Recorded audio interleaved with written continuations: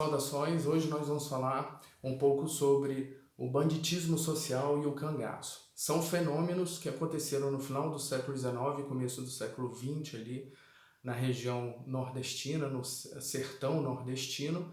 Tem muito a ver com a política da República Velha, onde favorecia algumas regiões e outras eram esquecidas e deixadas à própria sorte. E o povo mais pobre conseguiu, ou foi se virando, na verdade, com leis, às vezes com mandos e desmandos de coronéis, que eram ou grupos políticos, né, pessoas políticas ali, oligarquias naquela região tão pobre, e uma forma de transgressão foi o cangaço. Lampião, ele entra no imaginário do povo brasileiro, né? Corisco, Dadá, Maria Bonita, entre outros. O fato é que essa jornada de Lampião, que segundo alguns historiadores, ele nasceu em 4 de junho de 1898 e que foi assassinado já no governo na época do Getúlio Vargas, no dia 28 de julho de 1938, aos 40 anos de idade. Nasceu em Serra Talhada, morreu em Sergipe, não é? No Poço Redondo, na Grota de Angicos, onde aconteceu a emboscada, e ele e seu bando foram assassinados e posteriormente decapitados. O interessante para falar sobre o banditismo social é que é um fenômeno, como eu disse, característico desse período, mas tem muito a ver com a falta de política social, né, uma falta do Estado chegar, de educar, uma falta de existir uma justiça verdadeira, né, uma justiça justa, como eu disse, eram as oligarquias que mandavam na região, e o Brasil nesse período era um Brasil interiorano, um Brasil rural, e que Lampião, quando ele foi assassinado, ele tinha uma fortuna.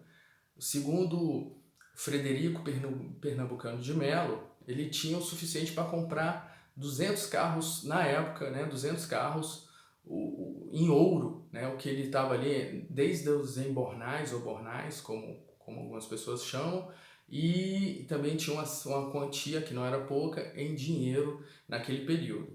O fato é que é uma reflexão a se fazer, que será que o Lampião em algum momento pensou em sair do cangaço, já que já tinha acumulado uma fortuna, ou era impossível naquele período ele conseguir sair e passar despercebido e começar uma nova vida? É uma curiosidade. O fato é que Lampião, entre todos os cangaceiros, foi o que mais se destacou e que ele dominou de certa forma, numa tática um tanto quanto de guerrilha, o sertão nordestino por 20 anos. O fato é que no Brasil moderno, no final, né, com a Revolução de 30, o final da República Velha e com o Brasil caminhando para a industrialização com as ações de Getúlio Vargas, figuras como Lampião não cabiam mais nessa modernidade e não poderiam ser mais admitidos, né, movimentos como esse. Então o sertão e o cangaço, na verdade o cangaço ele chega ao fim com a morte de Lampião, e posteriormente outros cangaceiros foram sendo assassinados.